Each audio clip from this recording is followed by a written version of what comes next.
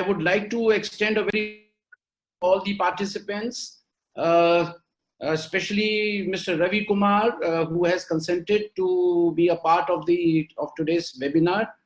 Mr. Sunil Chandra, who has taken the initiative, and Uttar Pradesh is our first state which we have taken up in our knowledge series. And let me tell you, New Tourism Foundation has been crafted basically to be a knowledge partner to the governments, to the travel trade, and to everyone, the entire travel fraternity, with a view to boosting tourism in India. And now that we are fraught with unprecedented crisis, it was incumbent upon this foundation to not only handhold, but also to advise and to bring on the platform all the experts in the field to guide the travel trade, to guide the hospitality, and also pick up the issues which they are fraught with, to bring it to the right people, whether it is the government, union government, Ministry of Tourism, the state governments, and even to the national bodies of tourism at the national level. So what does the travel trade do at this time?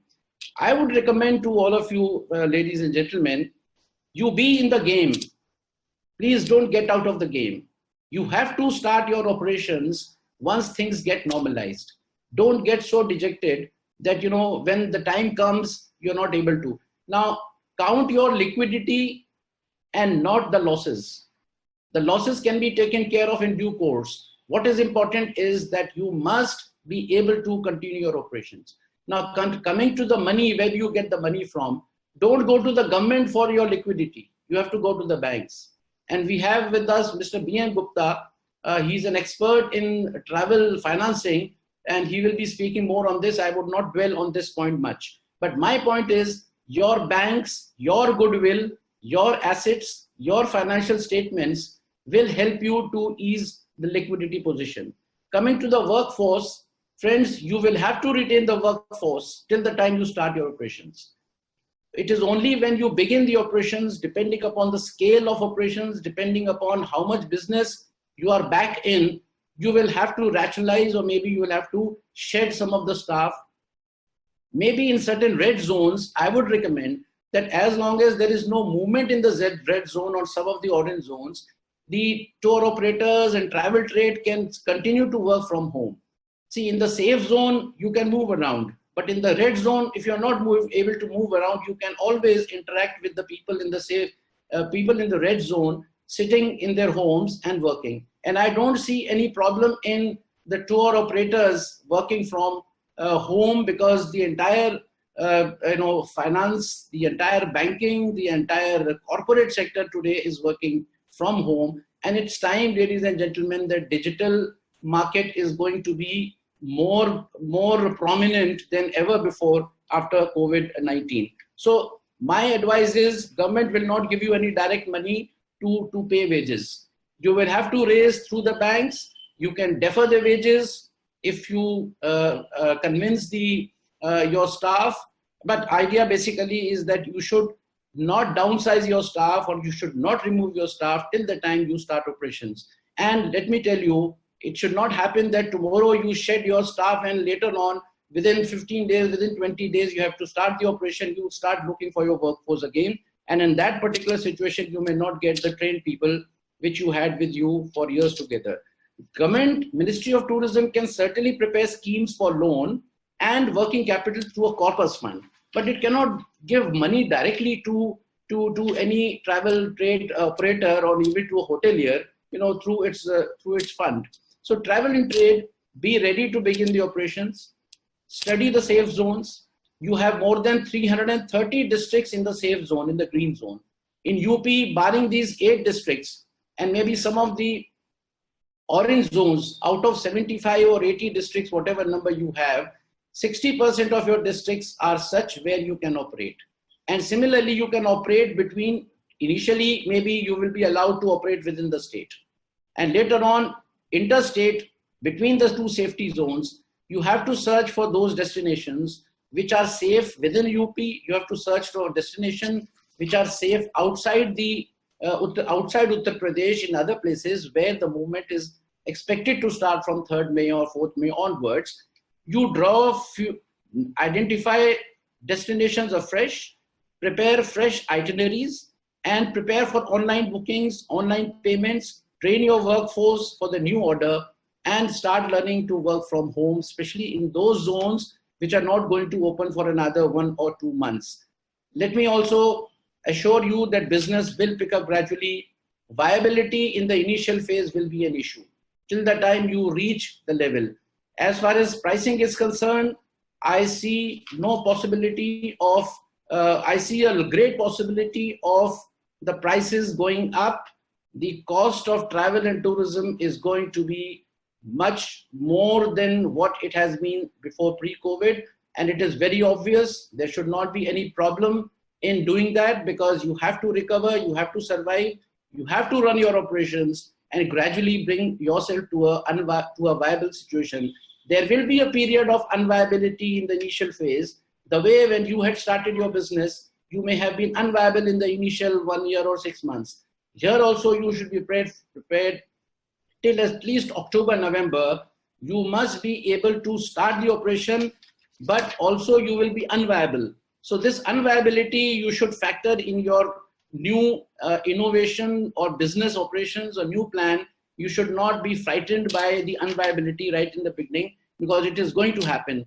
The way the SOPs will be put, the ways the occupancy will be allowed, obviously the economy of scale will not be in your favor. Now, some of the areas where you can do very well in this particular phase, where there is no crowding, where there is no problem of physical distancing, are ecotourism, nature tourism, golf tourism, adventure tourism, beach tourism, rural tourism, agri and farm tourism, and wildlife tourism.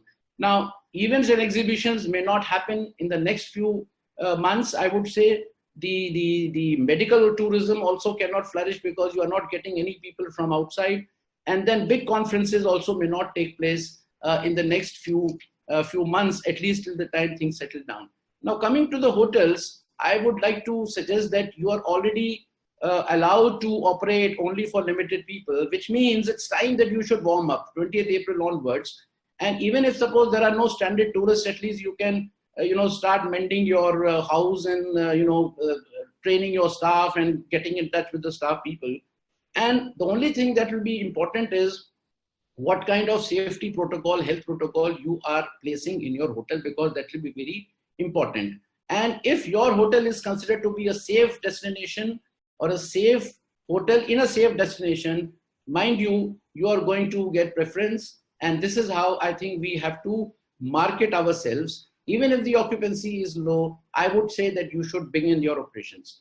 Online business has to be built in. Make your own website so that you don't have to depend on Make My Trips and other online platforms. And of course, in terms of training of the workforce, that is also very important. So in hotels, right from the time the guest enters inside, you will have to have a different protocol. You may not have a bellboy going along with the guest in the lift. You may ask the guest to go alone. The bellboy will follow later. He may drop the luggage at the outside of the room, and likewise, restaurants may have distant seating arrangements and all. Now, this all needs a new kind of order altogether, and you will have to work out on this particular thing. So I would also like to mention that post 3rd May, or the moment the lockdown is over, or maybe red zone and green zone and all the zones start operating, see, the youth is going to travel a lot. So concentrate on the youth. The business people are going to travel a lot, because they have to cope up with the businesses which they have lost. And friends and relatives will also be moving. The families, the leisure, the holiday traveling may not happen, but weekend destinations can be developed, because road journeys are very safe.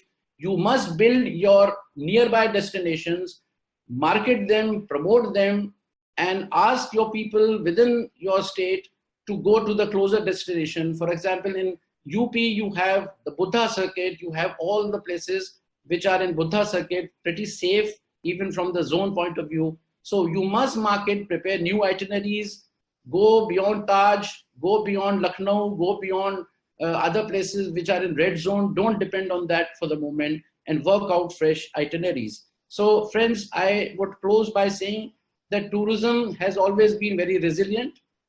In history, as Mr. Gupta was also recalling, many such calamities have come, whether it was SARS, whether it was AIDS, whether it was any other law and order issues. But globally, we have seen that the tourism has flourished despite all these obstacles. So I can bet that we shall certainly come back. India has been a safe destination so far. And if it remains as a safe destination, then mind you, I am telling you that India is going to be the most hotspot destination because it will provide health safety apart from other aspects of tourism. The health safety pillar will be one of the most important pillars of travel and tourism competitive index. Domestic tourism, mind you, will spring back. There are weddings which are in waiting, which will happen the moment the lockdown or the conditions are relaxed. We are passing through a rough patch, ladies and gentlemen, but at the same time, I can say that this patch will go away. It will be forgotten. And once we are back in business, we will not even forget these 1 month or 2 months of bad time. So I close here, Mr. Sunil Gupta, and then maybe when there are questions from the participants, I would be very happy to answer them. Thank you. Now, coming to some of the points which were told about the banks, I totally agree that somebody from the government has to write to the bankers in general to provide certain additional facilities, whether it is with regard to giving working capital or whatever Mr. B.M. Gupta has suggested. It will certainly be beneficial if there is some kind of communication from some place in the government, from the banking ministry or from some other forum or from Ministry of Tourism will be greatly helpful for them. Now, I would also like to mention the 3 things I had mentioned about 2-3 weeks before, that these are the areas where the government has to play a role. Number 1, to ensure ease of liquidity. But when I mentioned that the government will not be able to provide direct money for giving wages, it was primarily not that the bailout package should not be given, but bailout package may not be given in this format. So what I had suggested, and we can certainly write to the government, to the Ministry of Tourism, that to ensure the ease of liquidity through soft loans, working capital, it can be 2 ways. Number 1, asking the banking institutions to support. Number 2, giving subvention of interest. And number 3, some of the schemes can be generated by Ministry of Tourism. I've been in the ministry, so I know. Yes, the funds are available. Some of the funds could be diverted. And a scheme can be prepared in terms of the way we have market development assistance. Similarly, we can have a National Tourism Corpus Fund, but only through a scheme. And that scheme can have various possibilities of providing some relief to maybe in terms of soft loan, in terms of interest subvention. So it can be only through a scheme and program.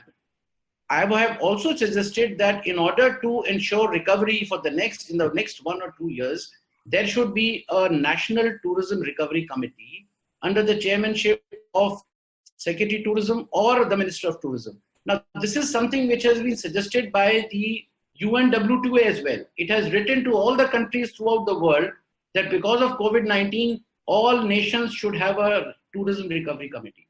I would suggest, Mr. Ravi, that you could also think of having a recovery committee in the state and take all the stakeholders in the fold. And the best way would be to have a white paper or maybe list of demands and problems from the industry. Like one hotel, one entrepreneur is raising one issue. I would request Mr. Sunil Chandra to collate all the issues that have been flagged today by the industry in UP, even those people who have not been able to attend, bring a white paper comprising in different verticals and issues, and pose it before the government to Mr. Ravi Kumar, and he can further take up issues with his higher up officials like Chief Secretary and Honorable Chief Minister as well. So these are the things. Then relief in taxes and charges by state governments. Mr. Ravi has already mentioned that this is something which is doable, reducing the power charges, reducing the water charges, entertainment tax waiver, and then other luxury tax waiver. In fact, Maharashtra government has already slashed its power rates and water rates to the industry as a whole. In fact, Mr. Ravi has gone very forward to say that we can think of giving industry status for at least this period of time when the tourism and travel industry is in trouble. Then coming to licenses renewal, yes, it's a very valid demand. EPF deferment, yes, it's a very valid demand. Bailout package, I have already mentioned, this National Recovery Committee or the State Recovery Committee can bring in certain recommendations to the government and bring in some kind of bailout package in some format.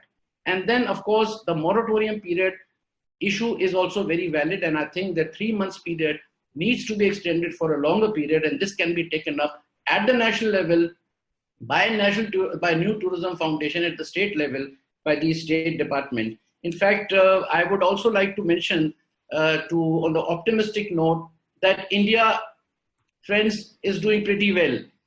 And we are very hopeful that post 3rd May, things are going to normalize more and more.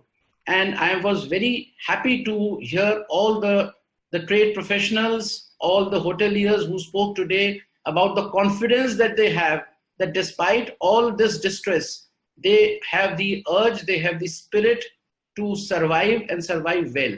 And I'm sure at this point of time, it is a matter of resilience. How resilient we are at this moment, how can we withstand pressures at this moment and do not yield to this kind of pressure under the distress, that is going to count a lot. Money keeps coming and money keeps going. It is basically your self-confidence, which is very important. And to end this discussion, I would urge all the participants today and the entire travel fraternity that keep your self-confidence on. Things will certainly get better, not just by providence, but through our actions, through our preparedness, and through our right decisions at the right time. So with these remarks, I hand over back to Mr. Sanjay. Thank you very much.